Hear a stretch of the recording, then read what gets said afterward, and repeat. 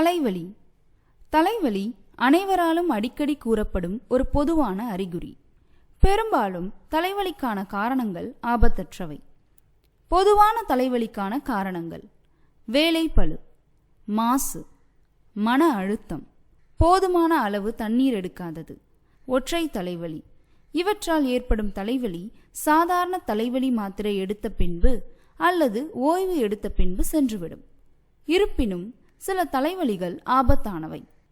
தலைவலிக்கான ஆபத்தான காரணங்கள் யாவை? மூளையில் இரத்த குழாய் வெடிப்பால் ஏற்படும் பக்கவாதம், மூளை காய்ச்சல், மூளையில் ஏற்படும் புற்றுநோய், இரத்த நாளங்களில் ஏற்படும் தமனி அழற்சி, தலையில் பலத்த அடிபட்டவுடன் ஏற்படும் தலைவலி.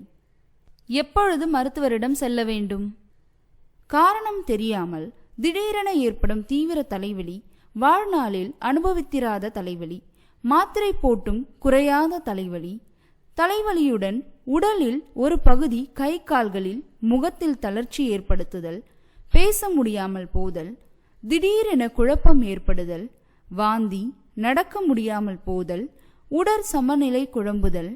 இவ்வாறு ஏதேனும் அறிகுறி ஏற்படின் அது பக்கவாதத்திற்கான அறிகுறியாக இருக்கலாம்.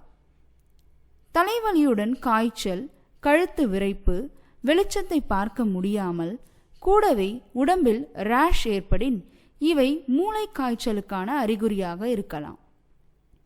தலையில் பலத்த அடிபட்டவுடன் ஏற்படும் தீவிர தலைவலி எனில் மூளையில் இரத்த கசிவாக இருக்கலாம். புற்றுநோய் இருக்கின்றவர்களுக்கு ஏற்படும் தலைவலி எனில் மூளைக்கு புற்றுநோய் பரவினதற்கான அறிகுறியாக இருக்கலாம். எதிர்ப்பு சக்தி குறைந்தவர்களுக்கு ஏற்படும் தலைவலி, 50 வயதினருக்கு மேல் ஏற்படும் தலைவலி, இவ்வாறு திடீரென ஏற்படும் தீவிர தலைவலி அல்லது தலைவலியுடன் வேறு ஏதேனும் அறிகுறிகள் இருப்பின் உடனடி மருத்துவ ஆலோசனை பெற வேண்டும்.